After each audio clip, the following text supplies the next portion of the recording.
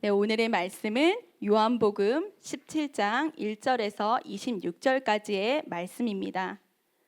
다 함께 교독하도록 하겠습니다. 제가 먼저 읽겠습니다. 예수께서 이 말씀을 하시고 눈을 들어 하늘을 우러러 이르시되 아버지여 때가 이르렀사오니 아들을 영화롭게 하사 아들로 아버지를 영화롭게 하게 하옵소서. 아버지께서 아들에게 주신 모든 사람에게 영생을 주게 하시려고 만민을 다스리는 권세를 아들에게 주셨음이로소이다. 영생은 곧 유일하신 참 하나님과 그가 보내신 자 예수 그리스도를 아는 것이니이다. 아버지께서 내게 하라고 주신 일을 내가 이루어 아버지를 이 세상에서 영화롭게 하셨사오니 아버지여 창세 전에 내가 아버지와 함께 가졌던 영화로서 지금도 아버지와 함께 나를 영화롭게 하옵소서. 세상 중에서 내게 주신 사람들에게 내가 아버지의 이름을 나타내었나이다. 그들은 아버지의 것이었는데 내게 주셨으며 그들은 아버지의 말씀을 지키었나이다. 지금 그들은 아버지께서 내게 주신 것이 다 아버지께로부터 온 것인 줄 알았나이다. 나는 아버지께서 내게 주신 말씀들을 그에게 주었사오며 그들은 이것을 받고 내가 아버지께로부터 나온 줄을 참으로 아오며 아버지께서 나를 보내신 줄도 믿옵사옵나이다. 내가 그들을 위하여 비옵나니 내가 비옵는 것은 세상을 위함이 아니요 내게 주신 자들을 위함이니이다. 그들은 아버지의 것이로소이다.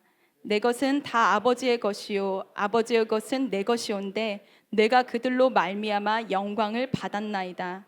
나는 세상에 더 있지 아니하오나 그들은 세상에 있사옵고 나는 아버지께로 가옵나니 거룩하신 아버지여 내게 주신 아버지의 이름으로 그들을 보전하사 우리와 같이 그들도 하나 되게 하옵소서. 내가 그들과 함께 있을 때에 내게 주신 아버지의 이름으로 그들을 보전하고 지키었나이다. 그 중에 하나도 멸망하지 않고 다만 멸망의 자식뿐이 오니 이는 성경을 응하게 함이니이다. 지금 내가 아버지께로 가오니 내가 세상에서 이 말을 하옵는 것은 그들로 내 기쁨을 그들 안에 충만히 가지게 하려 함이니이다.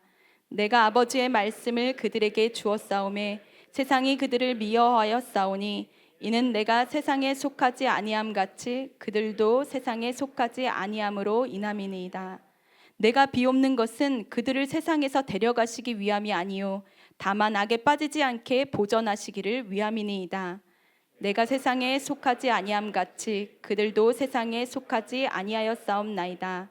그들을 진리로 거룩하게 하옵소서. 아버지의 말씀은 진리니이다.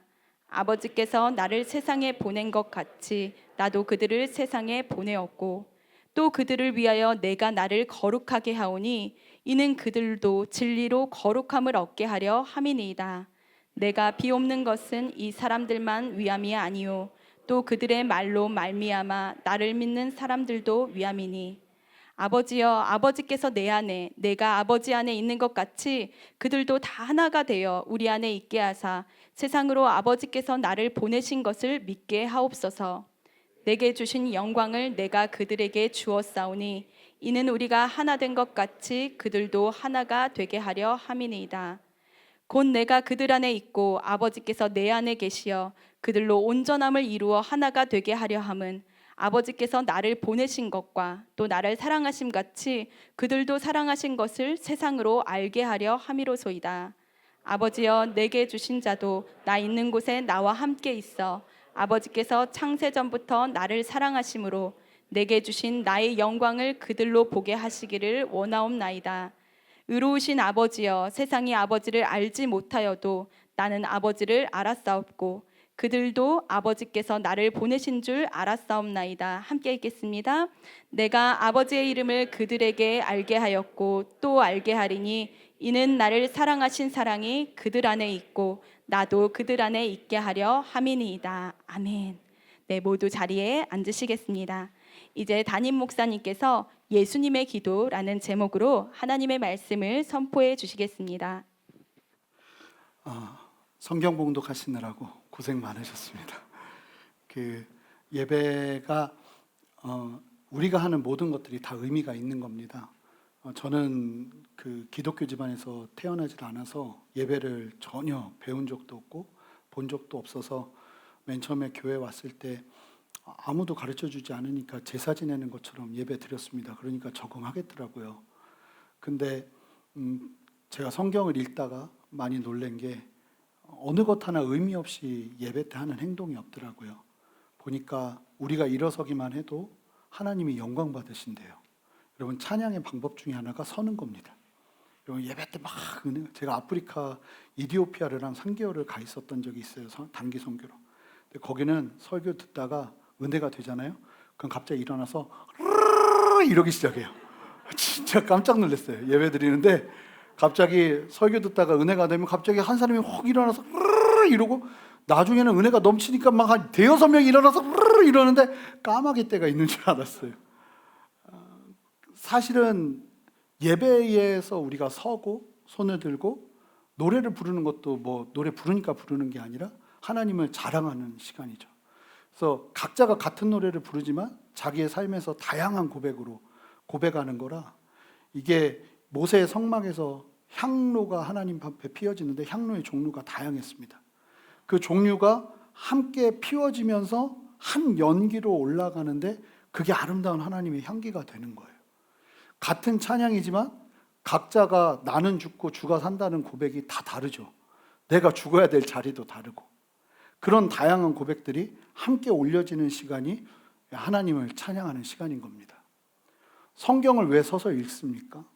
우리가 하나님의 말씀을 경외하겠다는 하나님을 향한 우리의 찬양의 고백인 겁니다. 언제 말씀 전체 한 장을 서서 읽어보겠어요? 예배 때 함께 일어나서 읽는 그 시간도 하나님을 예배하는 시간입니다. 그래서 여러분들이 그 시간 속에서 하나님의 임재를 경험하시면 좋겠습니다. 하나님의 만지심을 경험하면 좋을 것 같아요. 그래서 이런 시간이 계속 되더라도 당황하지 마시고 마음 넓게 가지시고 말씀을 힘차게 함께 읽으면서 그 말씀을 마음 가운데 새기고 나아가는 시간 되었으면 좋겠습니다. 그러지 않기만 바랍니다. 읽다가 내가 뭐 읽는지 모르겠는 그런 인사불성의 상태가 되지 않도록 여러분, 말씀 읽을 때 정말 하나님을 예배한다 하는 생각으로 함께 읽어주시면 좋을 것 같습니다. 그래서 이 말씀 대하면서 함께 은혜 나눴으면 좋겠는데, 말씀이 저는 지금까지 준비한 말씀 중에 앞으로도 또 그런 말씀이 오겠지만 제일 어려웠습니다. 거의 한참을 준비했는데도 이 해결되지 않는 문제들이 너무 많아서 어제도 잠을 거의 못 자고 왔습니다. 그래서 여기가 주님 계신 곳인지 사람 있는 곳인지 뭐 다 그렇죠. 그러고 사시니까. 오늘 말씀 그럼에도 불구하고 주신 은혜가 분명히 있어요. 그래서 여러분들 좀 복잡하시더라도 이 말씀의 흐름을 같이 따라서 이 말씀이 말하는 바를 함께 누리면서 주님 만나는 시간 되었으면 좋겠습니다. 설교 시간 통해서 또 받은 말씀 가지고 우리 기도할 텐데, 그때도 수술대 위에 오르는 시간입니다. 주님, 나를 말씀으로 만져주십시오 하는 마음 가지고 말씀 대하면서 살아계신 주님 예배하는 시간 되었으면 좋겠습니다. 여러분, 정신을 주님께 온전히 드리고 우리 주님께 먼저 영광의 박수 올려드리고 말씀 대하겠습니다. 할렐루야. 주님 함께하여 주셔서 감사합니다. 아멘. 하나님 감사합니다. 오늘도 주님의 말씀을 기대하며 섭니다. 성령이여 역사하여 주셔서 우리에게 가르쳐 주시고, 성령 하나님 우리에게 가장 필요한 말씀으로 도전하실 줄 믿사오니 이 말씀이 생명이 되게 하여 주셔서 주님의 말씀으로 승리하는 우리 모두 되게 역사하여 주시옵소서. 성령님 함께 하셔서 밝게 알게 하시고 깨닫게 하시고 삶 가운데 열매 맺을 수 있도록 주님 함께하여 주시옵소서. 감사드리며 예수님 이름으로 기도합니다. 아멘. 이제 예수님이 오늘 본문 17장 전체가 기도입니다. 예수님께서 하신 기도의 내용이에요. 우리가 지금 읽은 내용이, 이 기도를 마치시자마자 잡히시고 십자가 죽음을 위한 길을 구체적으로 걸어가시게 됩니다.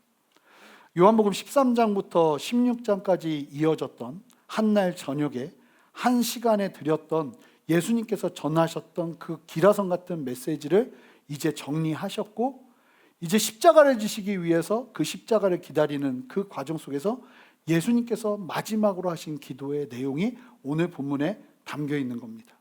자, 1절을 눈으로 보시면 이렇게 시작합니다.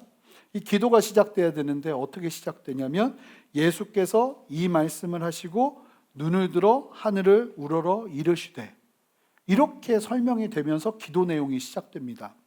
자, 이렇게 굳이 1절에 예수께서 이 말씀을 하시자마자 바로 하늘을 우러러 기도하시기 시작했다고 이야기하시는 이유는 여러 가지가 있을 수 있겠지만, 다른 무엇보다 지금까지 요한복음 13장부터 16장까지 도전하셨던 내용들을 담아서 기도하고자 하는 의지가 담겨 있음을 우리에게 보여주고 알게 하시는 겁니다. 그래서 많은 사람들이 이 예수님의 기도가 요한복음 전체의 요약본이라고까지 이야기를 합니다. 지금까지 본 16장까지의 말씀뿐만 아니라 예수님께서 십자가 지시고 부활하셔서 나타나셔서 제자들과 함께할 시간들까지 다 통틀어서 예수님의 복음 사역에 대한 총정리가 이 말씀 오늘 17장에 담겨 있다고 이야기를 하는 겁니다. 아니나 다를까 저도 이 말씀을 계속 준비하다 보니까 예수님의 가르침이 총정리가 돼 있어요. 영생이 뭐고 구원이 뭐고 구원받은 백성들이 어떻게 살아야 영광을 받고 하나님께 영광 돌려드릴 수 있는 삶을 살아갈 수 있는지까지 너무 자세하게 나와 있는 거예요. 여러분, 이 말씀 안에서 여러분들의 생각, 여러분들의 개념, 여러분들의 신앙이 정리되었으면 좋겠습니다. 오늘 구체적으로 다 나누자면 하루 종일 해도 부족합니다. 왜 힘들었냐면 이 많은 내용들을 필요한 것만 정리하는 게 보니까요, 버리는 게 더 어려워요.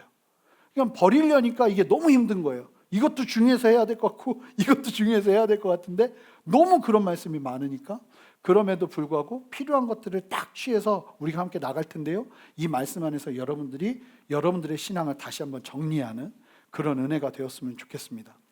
이 본문이 긴데요. 26절까지 되어 있는데요. 이 크게 세 가지의 내용으로 나뉘어서 이 본문이 진행이 됩니다. 1절부터 5절까지는요. 예수님 자신을 위한 기도의 내용이 담겨져 있습니다. 1절부터 5절. 그리고 이 1절부터 5절이 굉장히 중요합니다. 1절부터 5절까지의 내용을 가지고 전체적인 기도를 끌고 가세요, 예수님께서. 그래서 오늘 예수님의 기도를 제대로 이해하려면 1절부터 5절을 명확하게 이해하면 예수님의 기도를 얼추 따라가서 예수님이 말씀하시고자 하는 말을 우리가 깨달을 수 있습니다. 그래서 오늘 말씀을 통해서 저는 1절, 5절을 자세하게 설명드릴 겁니다. 그리고 나서 강조되는 예수님의 강조점이 있어요.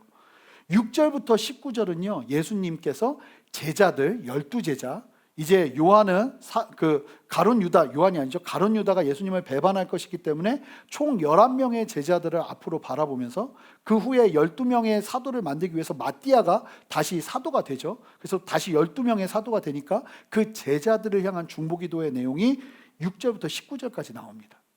그리고 20절부터 26절까지의 말씀이 뭐냐면 아직은 나타나지 않은 교회 믿는 성도들, 제자들을 통해서 예수를 믿게 되면서 일어날 교회를 향한 기도의 내용이 담겨져 있습니다. 그러니까 20절부터 26절은 결국 우리를 위한 기도 내용이 담겨져 있는 거예요.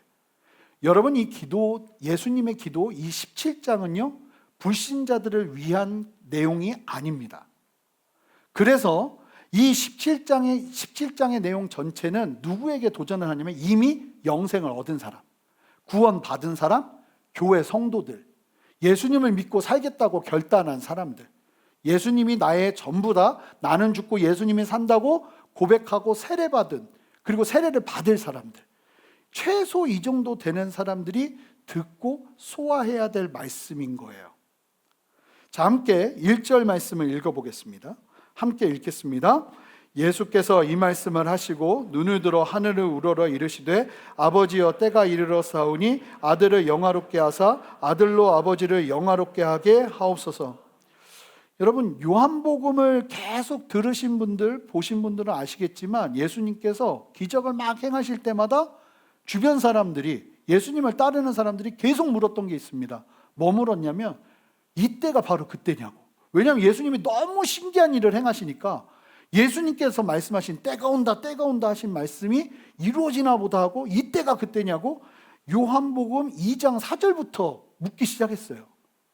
그리고는 7장에도 나오고 8장에도 나오면서 계속 이때가 그때냐고 말할 때마다 예수님께서 뭐라고 말씀하셨냐면 아직 아니라고, 내 때는 오지 않았다고 하셨던 예수님이세요. 그런 예수님께서 요한복음 12장에서 헬라인 몇 명, 이방 사람들이 처음으로 예수님을 알고 싶어서 찾아오게 되잖아요.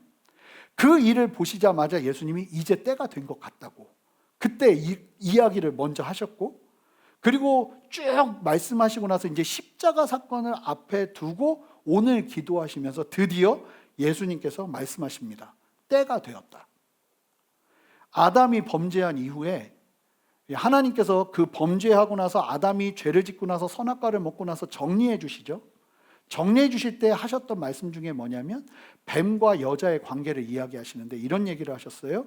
여인의 후손이 뱀의 머리를 상하게 할 거라고. 이게 결국 예수 그리스도를 통한 구원 사건을 의미하는 거예요. 그렇게 예수님께서 타락한 인류를 구원하시기 위해 이 아담 시대 때부터 계획하셨던 하나님의 때가 드디어 이루어지는 거예요. 하나님께서 철저하게 준비하시고 계획하신 때가 온 거예요. 자, 그러면 여러분들에게 묻고 싶습니다. 하나님의 때가 눈앞에 보여요. 하나님의 때가 이제 바로 이루어질 것 같아요.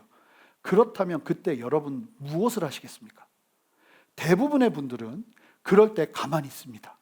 이제 알아서 되겠지 하고. 그런데 오늘 말씀이 우리에게 도전하는 강력한 도전이 뭐냐면 하나님의 때가 가까이 올 때 우리가 무엇을 해야 되는지를 예수님께서 보여주시는 거예요. 여러분 무엇을 해야 되는지 아십니까? 하나님의 때가 가까워 보이는 거예요? 아니, 말세가 가까워 보여요. 주님이 오실 날이 얼마 남지 않아 보여요. 만약에 그런 긴박함들이 보일 때 우리 성도들이 해야 되는 게 무엇인지 아십니까? 여러분, 하나님의 때가 되었음이 분명할 때 우리가 해야 될 것은 간절한 기도입니다. 할렐루야. 예수님은 때가 되었음을 아시고는 그 다음부터 간절히 기도하기 시작하셨습니다. 진짜 그때가 내 눈앞에 펼쳐질 때까지. 때가 왔어도 분명하게 하나님께서 작정하신 대로, 하나님께서 말씀하신 대로, 하나님께서 계획하신 대로 그 일이 이루어질 수 있도록 기도하셨어요. 오늘 기도 내용이 그 내용이에요. 하나님 나를 통해서 계획하신 하나님의 그 뜻이 온전하게 이루어지기를 원한다고 기도하기 시작하신 거예요. 만약에 내가 하나님을 위해서 열심히 기도하고 하나님이 나에게 약속하신 때가 보이는 거예요. 그러면 그때 성도들이 뭐 해야 되냐면요, 작정하고 기도의 자리로 나와야 됩니다. 왜 기도의 자리로 나오냐면 그 하나님의 작정하신 뜻이 온전하게 이루어질 수 있도록 끊임없이 중보하면서 기도하고 대비하는 것이 필요한 거예요. 가만히 있는다고 하나님의 뜻이 이루어지는 것이 아니라 성취되는 그때까지 포기하지 않고 끝까지 기도하는 기도가 필요하다는 거예요. 저는 저와 여러분들 안에 그 기도가 살아나기를 주님의 이름으로 축복합니다. 하나님의 때가 내 안에 보여요. 여러 때가 있죠. 사업을 하면서도 때가 있고요. 우리의 삶에서 살아가면서 다양한 때가 있습니다. 그 때가 보여질 때 하나님 앞에 더 기도하는 우리가 되어야 할 것입니다.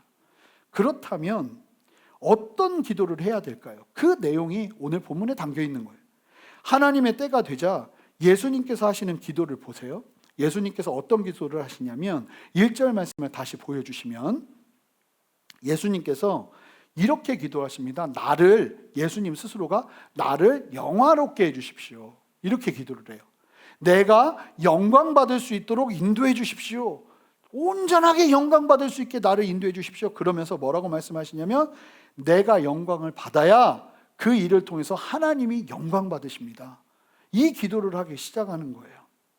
자, 이제 잘 보시면 하나님께 영광 돌려드리는 길 자체가 바뀌어 버렸습니다. 예수님으로 인해서. 이제 하나님께 영광 돌려드리려면 누구를 통해서 영광 돌려드려야 되는 거예요? 예수님을 통해서 영광 돌려드려야 되는 거예요. 영광의 길이 바뀐 거예요. 자, 그렇다면 어떻게 예수님께서 영광 받으실까? 나를 영광스럽게 해주십시오 했잖아요. 그러면 예수님께서 어떻게 영광 받으시는가 하는 내용이 4절에 나와요. 우리 함께 4절 말씀을 힘차게 읽어보겠습니다. 아버지께서 내게 하라고 주신 일을 내가 이루어 아버지를 이 세상에서 영화롭게 하였사오니. 자, 1절에서 아버지를 영화롭게 하기 위해서 예수님께서 온전히 영광을 받으셔야 된다고 했는데 영광을 예수님께서 받으시는 방법이 4절에 나와요. 뭐라고 말하냐면 예수님은 어떻게 영광 받으시냐면 하나님께서 하라고 주신 사명을 온전하게 이루실 때 영광 받으세요. 예수님께서 자의로 내가 하고 싶은 거 잘해서 뭔가 이루어낼 때 하나님이 영광 받으시는 게 아니에요. 하나님께서 예수님에게 기대하시고 바라시던 그 일을 예수님께서 온전히 하실 때 하나님이 영광 받고 예수님도 영광 받으세요. 자, 그러면 하나님께서 명하신 일이 뭘까요? 2절 말씀 읽어보겠습니다. 함께 읽습니다. 아버지께서 아들에게 주신 모든 사람에게 영생을 주게 하시려고 만민을 다스리는 권세를 아들에게 주셨음이로소이다. 여러분, 예수님이 하나님께서 시키셔서 하신 사명이 뭐냐면 하나님께서 허락하신 모든 사람에게 영생을 주시는 것이 예수님의 사명이에요. 자, 모든 사람이 그냥 모두가 구원받는 게 예수님의 사명이 아니라 하나님께서 예수님께 맡기신 사람들이 있대요. 여러분, 우리 모두가 하나님께서 예수님께로 맡긴 사람들인 거예요. 여러분, 이게 은혜예요. 그러니까 우리가 예수님을 믿는 것 같지만 사실은 그 모든 것들이 하나님의 뜻 가운데 예정되어 있었던 거예요. 우리는 다 이해할 수 없어요, 이 부분은. 하지만 돌아보면 하나님의 뜻 가운데 하나님이 이미 나를 맡기신 거예요. 창세 전부터, 우리가 태어나기 전부터, 세상을 만드시기 전부터 하나님이 우리를 아셨다고 구약 성경에서 말씀하시거든요. 그 얘기가 여기에 있는 거예요. 하나님이 우리를 작정하시고 우리를 구원받도록 하기 위해서 예수님께서 하셔야 되는 일이 있었다는 거예요. 그 일을 하심으로 인해 예수님이 영광 받으셨다는 거예요. 자, 그러면서 영생이 어떻게 주어지는지에 대한 정말 가장 유명한 정의가 3절에 나오거든요. 함께 3절 말씀을 크게 읽어보겠습니다. 영생은 곧 유일하신 참 하나님과 그가 보내신 자 예수 그리스도를 아는 것이니이다. 세상에서 하나님께서 예수님께 맡기신 사람들이 영생을 얻게 하는 일이 예수님의 사명이었는데, 그렇다면 그 영생은 어떻게 얻게 되는 것인가 말씀하시는데 뭐라고 말하냐면 무엇인가를 해서 거기에 대한 보상으로 받게 되는 게 영생이 아니라는 거예요. 뭔가를 해서 얻게 되는 게 영생이 아니에요. 그 접근 자체가 잘못된 거예요. 우리는 세상에 어떤 것도 뭔가를 하지 않으면 받지 못하죠. 그러다 보니까 이 영생도 똑같이 접근해요. 뭘 해야 나를 구원해 줄 것처럼. 그런데 영생은 그런 게 아니라는 거예요. 완전 구조가 달라요. 영생은요, 알아야 주어지는 거예요. 알아야 주어지는 거예요. 알기만 하면 주어지는 거예요, 어떻게 보면. 그런데 중요한 것이 여기서 안다는 게 그냥 지적으로 안다는 이야기가 아니죠. 여기서 안다는 단어가 어떤 단어일까요? 기노스코예요. 저희가 그렇게 외쳤던 이 기노스코라는 단어, 안다는 단어가 여러 단어가 있는데 헬라어 기노스코가 사용되면 그 기노스코는 학습으로 아는 게 아니라 경험과 체험으로 아는 걸 말하는 거잖아요. 하나님이 한 분이시라는 사실을 경험과 체험으로 알아야 돼요. 그리고 예수님께서 하나님께서 보내신 분이고 예수님이 무엇을 하셨는지, 나를 위해 십자가를 지시고 나를 위해 죽으셔서 부활하셔서 구원의 길을 여셨다는 그 사실을 온전하게 기노스코, 인격적으로 알기 시작할 때 그때 영생이 임한다는 거예요. 하나님과 예수님을 인격적으로 만나서 알게 되는 기노스코의 은혜를 누릴 때 영생이 임하는데 문제가 있죠. 문제가 뭐냐면 우리의 노력만으로, 우리의 머리만으로 내가 좀 예수님을 알아봐야겠다고 연구한다고 된다 안 된다예요? 안 된다는 거예요. 요한복음 16장에서 예수님이 계속 하신, 입에 거품을 무시면서 얘기하신 내용이 바로 그 내용이에요. 요한복음 16장에서 예수님이 제자들한테 뭐라고 말씀하셨냐면, 내가 너희들에게 지금 내가 어떤 존재인지 아무리 설명해봐야 너희들은 알아들을 수가 없다고. 심지어는 뭐라고 말씀하셨냐면 너희들이 감당을 못한다고 얘기하셨어요.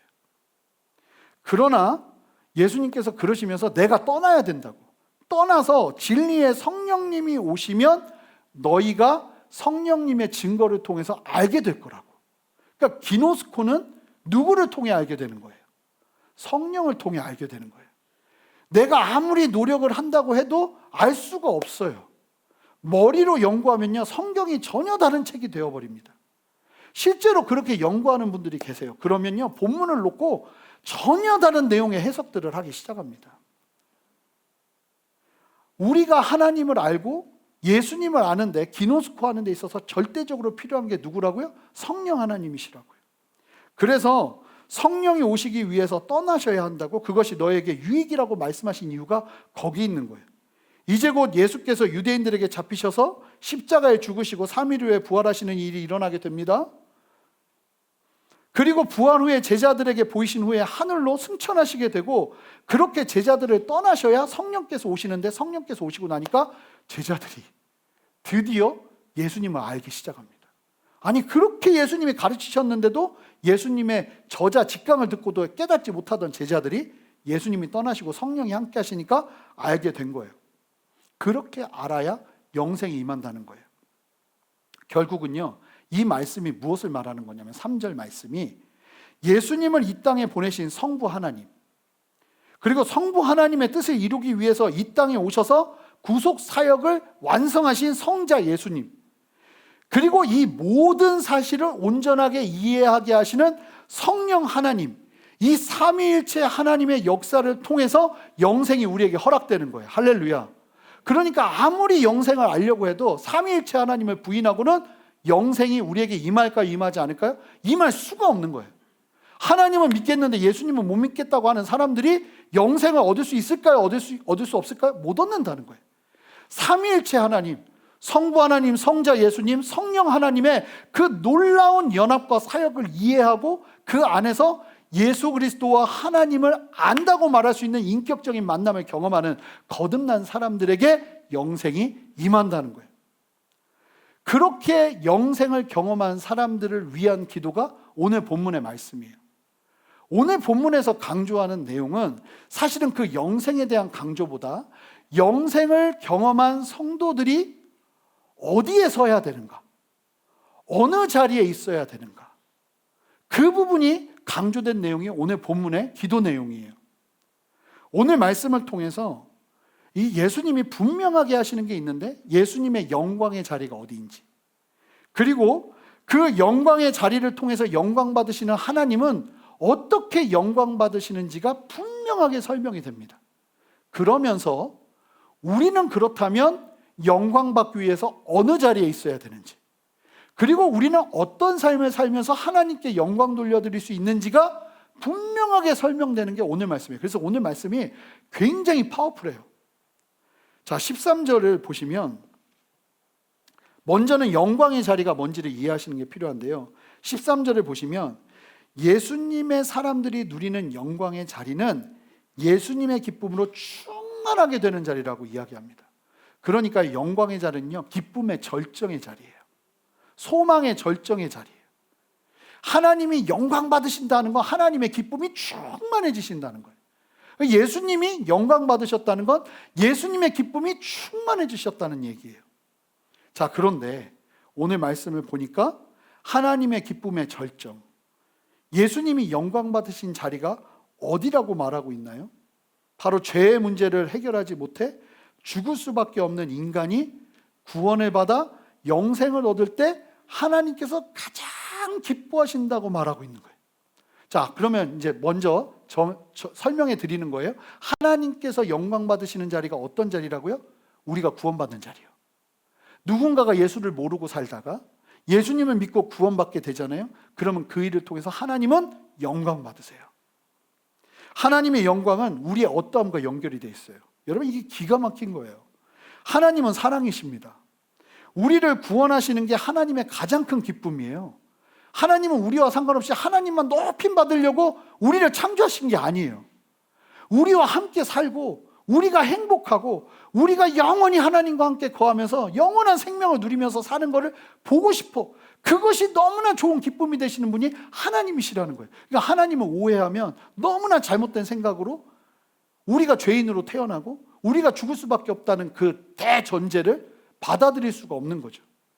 그런데 그런 우리에게 너무나 귀한 구원의 길을 하나님께서 여신 거예요. 천지를 창조하신 하나님께서 어떻게 해요? 하나님을 알기만 하면, 예수 그리스도를 알기만 하면 구원을 얻을 수 있는 길을 여신 거예요. 그거를 거부하는 게 불순종이라고 말하는 거예요. 여하튼 하나님의 영광의 자리는 영혼이 영생을 얻는, 인간이 영생을 얻는 자리가 하나님께서 영광 받으시는 자리예요. 자, 그렇다면 예수님의 기쁨의 자리, 예수님께서 영광 받으시는 자리는 어딜까요? 예수님 스스로가 영광을 얻으시는 자리는 바로 자신의 죽음과 자신의 헌신을 통해서 사람들이 구원을 받아 하나님께 영광 돌려드릴 수 있는 일들이 벌어지는 곳이 예수님의 영광의 자리예요. 좀 영광 이러니까 좀 복잡하시죠? 예수님의 존재 이유, 영광의 자리는요, 구원에 이르게 하는 자리예요. 그러니까 거의 비슷하죠. 그러니 예수님의 삶에 의미를 주는 자리, 기쁨의 자리, 영광이 되는 자리는 영생을 얻게 하는 자리인 거예요. 그런데 보니까요, 예수님만 그런 자리에 계신 게 아니에요. 오늘 예수님의 기도를 보니까 예수님만 특별하셔서 그렇게 영광의 자리에 서실 수 있고 하나님께 영광 돌려드릴 수 있는 게 아니에요. 우리도 할 수 있어요. 우리도 해야만 해요. 자, 18절 말씀 한 목소리로 크게 읽어보겠습니다.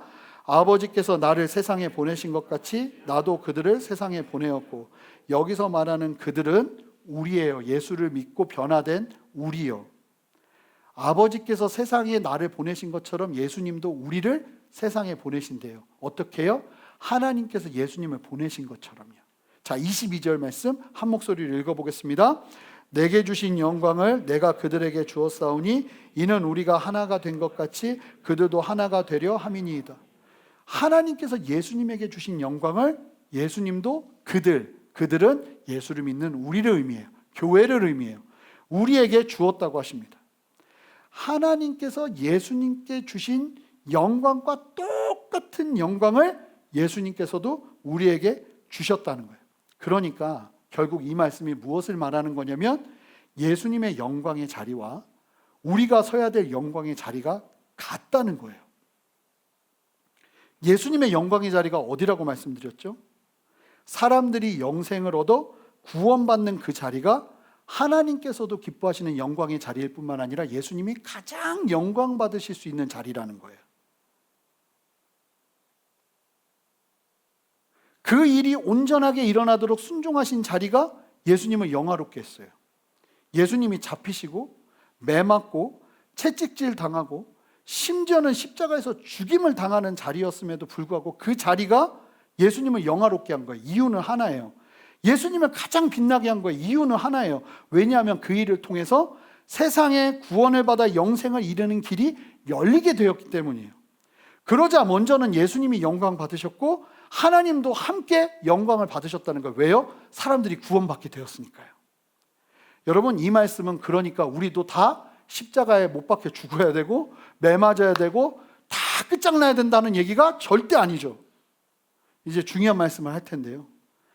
하나님께서 이 땅에서 받으셔야 되는 영광, 하나님은 무엇을 통해 영광을 누리시는가 하면 하나님께서 작정하신 영혼들이 영생을 얻게 될 때 영광을 받으세요. 그러하기에 우리의 인생의 사명이 여기로 연결이 되는 거예요. 예수님의 사명은요, 예수님의 영광의 자리는요, 영혼 구원의 길을 마련하시는 것이었어요.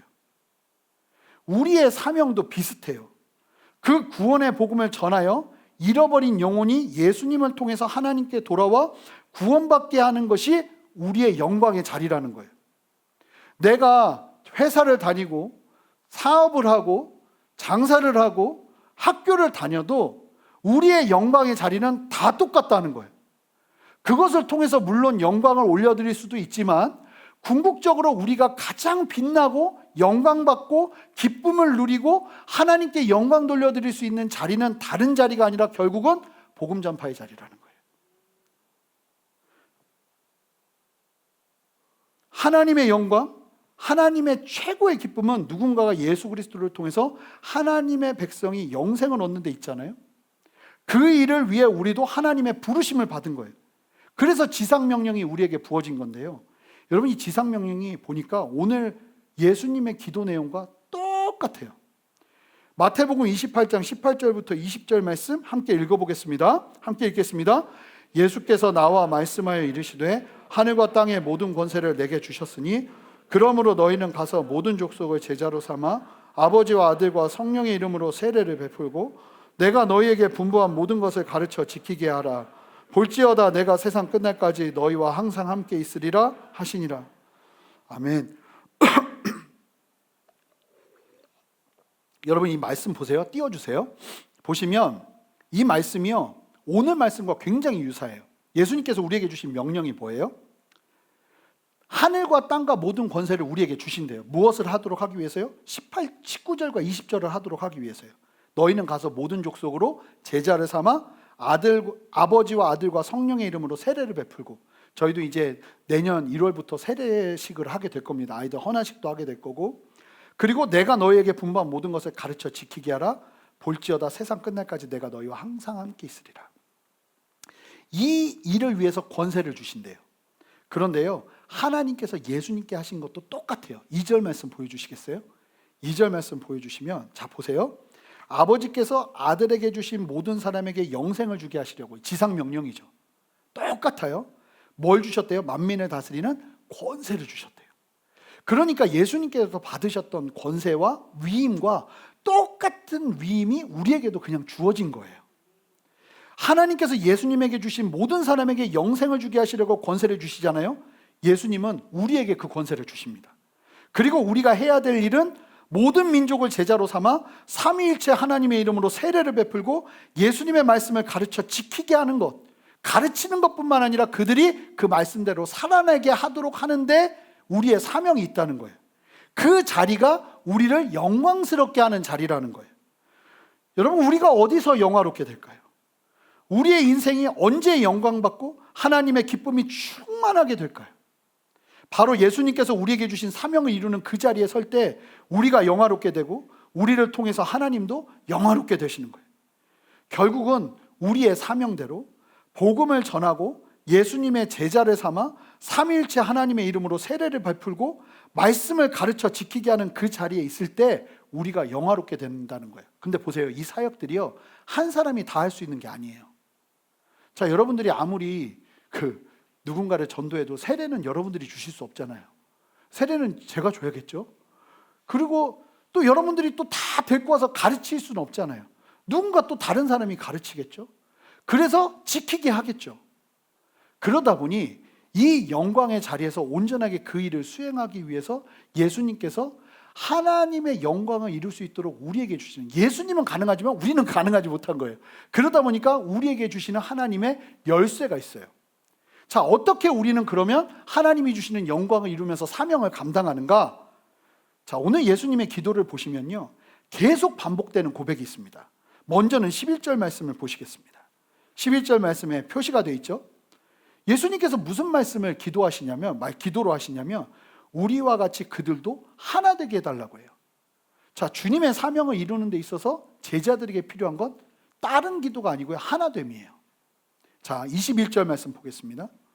이제 예수님 말고도 믿게 될 사람들이 많아질 텐데 그들이 하나님의 사명을 감당함에 있어서도 필요한 게 똑같아요. 그들도 다 하나 되어 우리 안에 있게 하사 하나 되게 해달라고 기도하세요. 22절 보겠습니다. 또 얘기하세요. 이게 얼마나 중요한지 하나 되게 해달라고 기도하세요. 자, 23절 읽어보겠습니다. 또 얘기하세요. 하나 되게 해달라고. 그러니까 무슨 얘기냐면 예수님께서 이루신 구원을 우리가 경험하고 영생을 얻어 이제 우리가 영광의 자리, 복음을 증거하고 하나님께서 영광 받으시는 그 자리에 서기 위해서 정말로 필요한 게 뭐냐면 개인전이 아닌 거예요. 하나 되어야만 이룰 수 있는 단체전이 되어버린 거예요. 그 단체전을 어디서 하느냐? 단체전의 플레이그라운드가 어딜까요? 바로 교회예요. 제가 교회론이 약한 사람이에요. 선교단체 출신이라. 이게 좀 목사인데 교회론이 약하다 그러면 좀 당황스러우시겠지만 실제로 그런데요, 저는 이 말씀 준비하다가 교회가 얼마나 중요한지, 하나됨이 강조되고 예수님 안에서 영생을 얻은 사람들이 하나 되어서 영광스러운 자리에 서기 위해서 있어야 되는, 존재해야 되는 곳이 어디냐면 바로 교회예요. 이 교회가요, 뭐 하는 곳이어야 되냐면 지상명령을 이루는 곳이어야 돼요. 여러분, 여러분들의 직장에서 만약에 내가 어떤 가게에서 일을 한다거나 회사에서 일하면서 지상명령을 계속 이루면서 갈 수는 없잖아요. 우리 자매님 한 분이 일하면서 어제 저랑 통화하면서 막 고민한 게 뭐냐면 이 크리스마스에 막 데코레이션을 해야 되는데 산타를 안 할 수가 없는 거예요. 왜? 회사가 예수 믿는 곳이 아니니까 이게 감당이 안 되잖아요. 저는 어쩔 수 없다. 그 회사가 CEO가 크리스찬이 아닌 이상 그러면서 하는데 그게 현실인 거예요. 우리의 직장에서, 우리의 삶에서 얼만큼 지상명령에 관련된 일을 할 수 있습니까? 우리가 지상명령에 관련된 주된 일을 하는 곳은 하나님께서 그래서 우리의 삶의 한 중심에 무엇을 세우신 거예요? 교회를 세우신 거예요. 그래서 이 교회 안에서 집중적으로 이 지상명령, 예수를 믿게 해서 제자가 되게 하고 세례를 받게 하고 말씀을 가르쳐서 말씀 안에 살아갈 수 있도록 하게 하는 참된 산실이 교회가 되게 하셔서 하나님의 영광을 나타내게 하고 하나님의 영광을 이루게 하시는 거예요. 그래서 교회를 떠나서는 우리가 참된 영광, 그래서 왜 교회 가야 돼요? 나 그냥 혼자 신앙생활 하면 안 돼요? 꼭 교회만 가야 구원을 받는 건가요? 이런 이야기를 하는 분들에게 오늘 말씀이 너무 필요한 거예요. 교회를 떠나서는 우리는 하나님을 온전하게 영광스럽게 하는 지상 명령을 완수할 수가 없어요. 저는 오늘 본문을 이해하고 정리하는데 정말 많은 시간이 필요했는데요. 그럼에도 불구하고 그렇게 많은 시간이 필요할 때마다 만나게 되는 은혜가 있어요. 오늘 본문의 예수님의 기도 속에 성령 강림을 통해서 이루실 하나님의 큰 그림이 담겨져 있는 거예요. 교회가 우리의 영광의 자리에 너무나 필요한 어떤 중심이 되는 거예요. 그러기에 교회는요, 먼저는 주님의 지상명령, 복음을 전하고 예수님의 제자 삼고 삼위일체 하나님의 이름으로 세례를 베풀고 예수님의 말씀을 가르쳐 지키는 일에 혼신의 힘을 다해야 됩니다. 그 일을 위해서 성도님 한 분 한 분이 함께 모여서 어떤 사람은 가르치는 일로, 어떤 사람은 오늘 광고한 것처럼 예배 세팅하는 일로, 그 예배 세팅 광고했더니 이 남자가 필요한 일인데 여성 성도님께서 새벽부터 와서 집 나르겠다고 연락이 오셨어요. 우리 남자 성도님들을 위해서 기도하고 있습니다. 헌신하면 좋을 것 같아요. 이 마음이 뛰면 지금 내가 바로 해야 될 그때인 줄 압니다. 네. 그래서 보면 성도의 삶에 의미를 교회에서 풀어내야 돼요. 주님의 지상명령이 실제로 이루어지는 산실인 교회에서 의미를 찾고 소망을 찾고 영광을 찾으셔야 되는 거예요. 그리고 하나님의 나라를 통해서 영광 받으시는 특권을 누리는 거예요. 교회 안에서 내가 영생을 얻게 될 뿐만 아니라 누군가가 예수님을 통해 영생을 얻을 수 있도록 하는 일에 함께하는 것이 필요합니다. 그렇기 때문에 교회에 출석하는 성도님들은 가능하다면 예배만 드리면서 가는 것이 아니라 교회에서 함께 지상명령을 이룰 수 있는 작은 일이라도 기도를 한다거나 안내를 한다거나 섬기면서 함께 하나님의 지상명령을 이루어가는 교회의 구성원으로 서는 것이 필요한 거예요. 제가 지난주 중에 저희 교회 성도님은 아니신데 이제 말씀을 마칠 텐데요.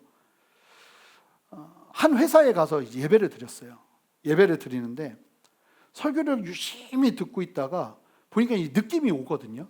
이게 저 하도 말씀을 많이 전하니까 이 말씀을 받는다 아니면 말씀 때문에 지금 화가 났다 막 이런 느낌이 보여요. 근데 지금 좀 말씀 때문이가 아니라 자기의 현실 때문에 화가 나신 거예요. 얼굴이 막 이러고 계셨어요. 그러더니 저한테 얘기를 하는 게 뭐냐면 자기는 새벽 3시 30분에 항상 일어나면서 살았대요. 그 이후에 늦게 일어나는 사람은 저거는 성공 못할 사람이다 생각하면서 항상 일어나서 공부를 하고 하루를 시작하고 돈도 열심히 벌었고 원하는 것도 성취했고 그렇게 됐는데 50대 중반이 돼서 애들도 이제 크고 막 이랬는데 내가 뭘 위해 살았나 싶은 생각이 하염없이 오더라는 거예요. 그리고 이분이 뭐라고 했냐면 자기는 보통 사람보다 30배, 40배 걱정을 더 한대요. 그래서 그분을 뵀더니 진짜 뼈밖에 없어요, 사람이. 살이 안 찌시겠더라고요. 염려도 너무나 많으니까 고통스러운 거예요. 그래가지고 교회도 다니고 있는데 주일학교 선생님도 했대요. 근데 전혀 사라지지 않고 주일학교 애들한테 4년 동안 그 얘기만 했대요. 나처럼 되지 마라, 나처럼 되지 마라. 그러면서 뭐라고 말씀하시냐면 그 고통에서 자유로워지기 위해 자기가 하는 2가지가 있대요. 너무 고민이 많고 너무 염려가 많으니까 자기가 하는 2가지가 있는데 첫 번째가 극한 운동. 자기 몸을 끝까지 끌고 가서 생각을 없게 만드는 거예요. 그게 아니면 자기 자유로워지지가 않는데. 그리고 2번째, 술 마신대요. 그래도 교회 다니신다고 하는 분이 정직하게 얘기해 주셔서 너무 감사했어요. 술이 없으면 잊혀지지가 않는데요. 머리가 너무 복잡하니까. 그러니까 밤마다 어디를 가서 술 마시는 게 아니라 집에서 한 병, 두 병을 마셔야 정신이 몽롱하면서 그걸로 잊고 하루를 사는 거예요. 그러니까 그걸 깨고 나면 또 근심이 찾아오니 내 인생이 뭔가 싶은 거죠. 왜 이러냐는 거예요. 왜 내가 교회도 다니고 하는데 왜 이러냐는 거예요. 왜 이러긴요. 영광의 자리를 찾아가야 되는데 영광의 자리를 전혀 찾아가지 않고 내가 기쁨의 자리가 따로 있는데, 내가 누려야 될 영광의 자리가 따로 있는데 그것과 전혀 상관없는 삶을 하면서 내성을 쌓으니 거기서 어떻게 영광을 맛보고 거기서 어떻게 기쁨을 맛보겠어요. 교회를 다니면서도 그럴 수 있는 거예요. 여러분, 오늘 말씀대로라면 우리의 기쁨의 극한 절정은요, 영광의 자리에 서야 누리는 거예요. 거기가 어디입니까? 지상명령을 이루는 자리입니다. 복음을 전파하는 자리입니다. 저희가 새가족 모임 어제 했는데 한 성도님이 교회를 한참을 안 나갔는데 커피숍에 가서 저희 교회 성도님 한 분을 만났대요. 좀 감동이었어요. 그분이 그 성도님 붙잡고 일주일에 한 번씩 계속 성경 공부한 거예요. 말씀 계속 가르친 거예요. 그러고 났더니 그 말씀 듣고 나 교회 나가야겠다 하고 교회의 문을 두드리고 신앙생활을 다시 해야겠다 하는 생각이 드는 거예요. 그분은 경험하셨을 거예요. 이 영광을요. 여러분, 이 영광을 경험하고 살아야 됩니다. 우리가 예수 믿고 살면서. 다른 것이 아니라 우리가 영광을 누릴 수 있는 자리는 다른 데가 아니라 가장 핵심적인 자리는 복음 전파의 자리예요. 주님도 강조하라고 하시네요. 복음 전파의 자리예요. 여러분, 하나님께서 영광 받으시는 자리에 서시기 바랍니다. 우리는 너무 쉽게 내가 세상에서 승진하면 주님께 영광이라고 말하고 내 삶에 무언가 잘 되는 일을 보면서 하나님께 영광이라고 하지만 잘 보세요. 사실은 하나님께 영광되는 일이 아니에요. 하나님과 상관없는 일일 가능성이 커요. 하나님이 영광 받으신 일은 따로 있거든요. 그리고 그 일을 할 때 우리가 영화롭게 되는 거거든요. 인생을 사는데 그 영화로움을 누리지 못하고 교회를 다닌다면, 제가 말씀드린 그 예화의 그 성도님 너무 멀쩡하신 분이에요. 직장도 잘 다니시는 분이에요. 그처럼 멀쩡하고 다 평상시처럼 모든 사람처럼 보통 사람처럼 살아가지만 마음 한구석은 그냥 문드러지고 있는 그런 안타까운 삶이 우리 안에 펼쳐질 수 있다는 거예요. 사랑하는 성도 여러분, 어디서든 예수 그리스도를 높이시고 어디서든 예수님을 증거하시는 저와 여러분 되시기를 주님의 이름으로 축복합니다. 주님의 몸된 교회가 하나 되어 주님의 지상명령을 이루어가는 역할을 잘 감당할 수 있도록 몸된 교회의 지체가 되시기 바랍니다. 담대하게 하나님의 나라를 함께 이루어나가시기를 바랍니다. 이 순전한 교회는요, 딴 거 절대 안 할 거예요. 쓸데없는 거 안 할 거예요. 오직 지상명령을 이루는데 우리의 혼신을 다해서 주님 앞에서 나아갈 것입니다. 이 교회와 함께하는 여러분들이 이 걸음을 함께 하시면서 하나님의 나라를 이루어가는 것을 보시기 바라요. 그리고 여러분들이 그 자리를 함께 하시면서 하나님의 영광을 경험하시길 바라요. 기쁨을 경험하시길 바라요. 세상의 어느 곳에서도 누릴 수 없는 감사를 경험하시길 바라요. 영원히 살아나는 역사를 누리시기를 바라요. 그 역사를 우리 모두가 누리게 될 것입니다. 함께 그렇게 서시는 저와 여러분 되시기를 바랍니다. 함께 기도하시겠습니다. 주여, 오늘 이 말씀을 기억하며 주님의 진리 앞에 담대히 섭니다. 인생을 살아가지만 하나님 영광을 경험하지 못하고 하나님께 영광 돌려드리는 삶이 무엇인지 채 알지 못하고 살아가는 우리의 모습들이 있다면 돌이키게 하시고 영광의 자리를 찾아 우리의 걸음을 옮길 수 있는 참된 은혜를 허락하여 주시옵소서. 그저 가만히 앉아있는 인생이 아니라 하나님 나에게 영생을 주셨사오니 그 영생에 가치 합당한 삶으로 주님 앞에 영광 돌려드리게 변화시켜 주시옵소서. 감사드리며 예수 그리스도 이름으로 기도합니다. 아멘. 다 같이 일어서시겠습니다. 우리 함께 찬양하면서 우리의 마음을 올려드리고 주님 앞에 나가길 원합니다. 함께 찬양하겠습니다. 고백합니다. 내 눈 주의 영광을 보내. 내 눈 주의 영광을 보내. 우리 가운데 계신 주님, 그 빛난 영광, 그 빛난 영광 온 하늘 덮고 그 찬송 온 땅 가득해 찬송합니다. 내 눈 주의 영광을 보네. 찬송 가운데 서신 주님, 우리 두 손을 듭시다. 주님의 얼굴은 온 세상 향하네. 권능의 판에 드셨네. 선포합니다. 주의 영광 이곳에 가득해. 우리 선에 주님과 함께 찬양하며 우리는 전진하리.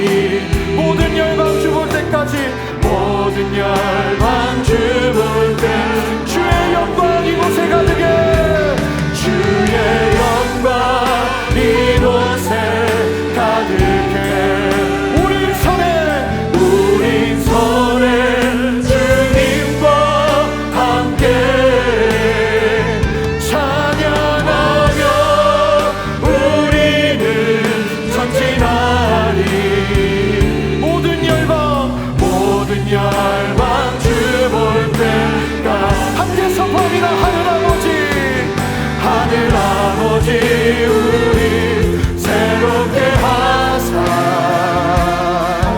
열방 중에서 주를 섬기게 하소서. 선포합니다.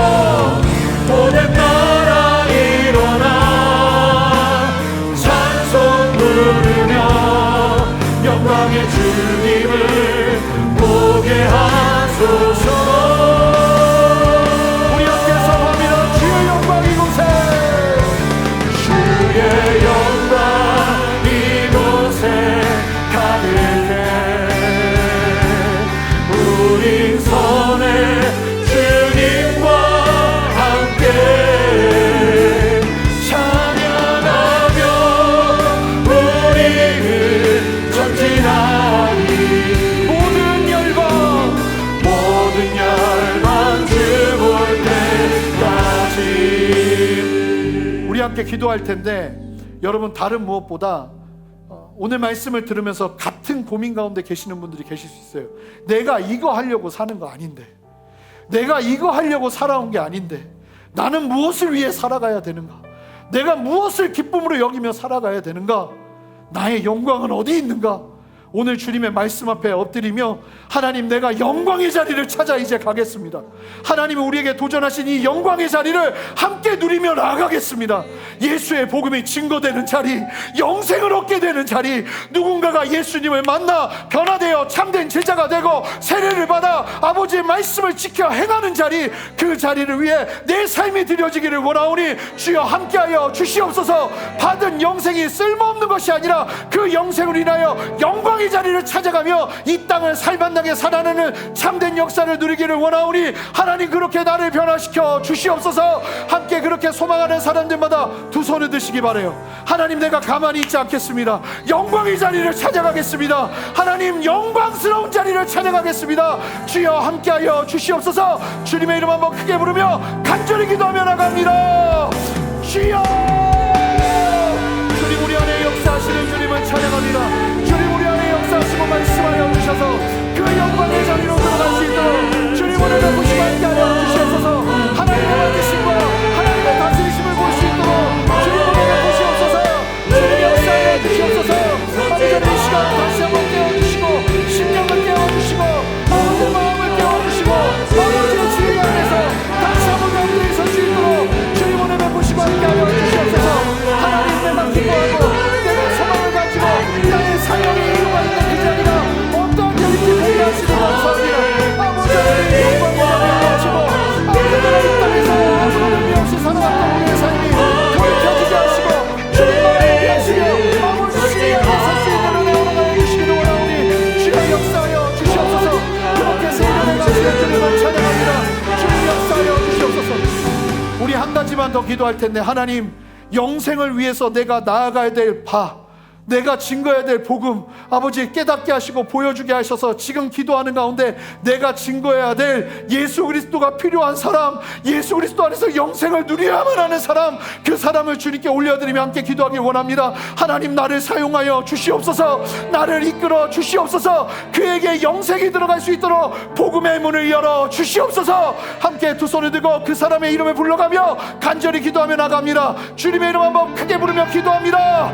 주여, 주님 우리 안에 역사하시는 주님을 찬양합니다. 말씀하시고 역사하시는 주님을 찬양합니다. 주님 오늘 베풀어 주셔서 우리를 세워주시고 우리의 심령 가운데 주님의 말씀 안에 다시 한번 온전히 살아나는 역사를 누리게 하시고 보게 하여 주시옵소서. 깨닫게 하시는 주님을 찬양합니다. 보게 하시고 알게 하시는 주님을 찬양합니다. 주님 역사하여 주셔서 성령 안에 주님 안에서 온전하게 영생을 누리며 나아갈 수 있도록 은혜 베풀어 주시옵소서. 성령님 충만하게 역사하셔서 아버지를 알게 하시고 아버지 예수 그리스도를 알 수 있도록 주여 역사하시고 함께하여 주시옵소서. 감사합니다. 아멘.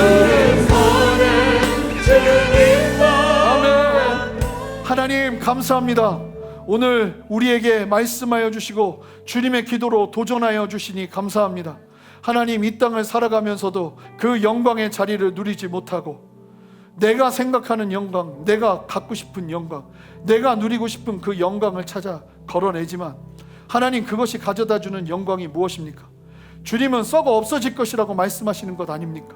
주님, 우리로 하여금 깨달아 알게 하여 주셔서 우리가 살아가야 될 이유를 발견하는 자리, 영광을 발견하는 자리, 내가 영화롭게 되어지는 자리, 나의 기쁨이 충만해지는 그 자리를 다시 한번 찾아 회복하는 우리 모두가 될 수 있도록 은혜 베푸시고 함께하여 주시옵소서. 예수를 믿지 않고 살아가는 주변에 사랑하는 사람들이 있음에도 불구하고 마음에 어떠한 동요도 일어나지 아니하고 그들이 죽던 말던 그들이 영생을 얻지 못하던 그것과 상관없이 내 인생 살아가느라 바빴던 우리의 무한적인 이기적인 마음들을 주님 이 시간 엎드려 꼬꾸라뜨려 주시고 오직 주님의 진리로 우리를 세워 주셔서 하나님, 그 영광의 자리를 찾아 다시 한번 일어날 수 있는 담대함을 허락하여 주시옵소서.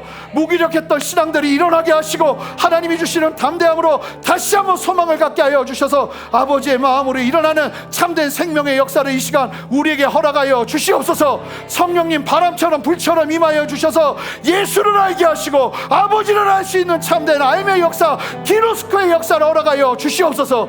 그렇게 새 일을 행하시는 주님을 찬양하고 감사하며 주님, 이 시간 주님 앞에 예배를 드리되 그냥 오지 아니하고 시간을 드리고 마음을 드리고 정성을 드리며 재정을 드리며 주님 앞에 나온 우리 성도님들 주님 기뻐 받아주시고 그들의 삶이 절대로 연약하여지지 아니하도록 영광의 자리를 놓지 아니하도록 하나님 신실하게 인도하여 주셔서 그들의 삶에 살만난 이유와 내가 살아가야 될 이유를 발견하며 이 땅에서 소망을 가지고 내가 아무 것을 하지 않는다 할지라도 살아갈 이유가 있음을 고백하는 참된 예배자의 고백을 함께 고백하며 이 땅을 살아낼 수 있도록 역사하시고 함께하여 주시옵소서. 하나님, 그렇게 새 일을 행하실 주님을 찬양합니다. 육신이 연약하여 하나님의 간절한 치유의 손길을 바라는 우리 환우들 주님 손으로 안아주시고 주님 여호와 라파의 손으로 역사하셔서 아버지의 치유의 손길을 허락하여 주시옵소서. 회복의 역사를 허락하여 주시옵소서. 이제는 우리 주 예수 그리스도의 크신 은혜와 아버지 하나님의 무한하신 사랑과 성령의 내주하심과 교통하심과 신실한 역사하심이 오늘 말씀을 기억하며 주님의 진리 안에서 영광의 자리를 찾아 그 영광의 자리에서 영화롭게 될 뿐만 아니라 하나님을 참으로 영광스럽게 하는 참된 역사 위에 서기를 소망하는 함께 예배하는 모든 성도님들의 머리 위에, 가정 위에, 삶의 모든 터전 위에, 순전한 교회와 이 땅의 모든 교회들과 이 나라와 온 열방 위에 이제로부터 영원토록 함께 하시기를 간절히 축원하옵나이다. 아멘.